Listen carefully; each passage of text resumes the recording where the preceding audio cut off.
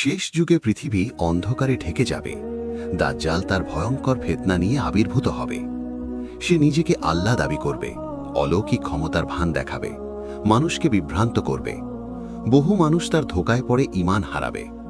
তখন পৃথিবী জুলুমে ভরে যাবে। ঠিক সেই সময় আল্লাহর আদেশে ঈসা ইবনে মারিয়াম আলাইহিস সালাম আকাশ থেকে অবতরণ করবেন। তিনি নামবেন দামেস্কের পূর্ব প্রান্তে সাদা মিনারের কাছে, দুটি ফেরেশতার কাঁধে ভর দিয়ে। তার চেহারা হবে শান্ত অথচ দৃঢ়, চোখে ন্যায়ের দীপ্তি। ঈসা আলাইহিস সালাম মুসলমানদের সঙ্গে মিলিত হবেন এবং দাজ্জালের অনুসন্ধানে বের হবেন।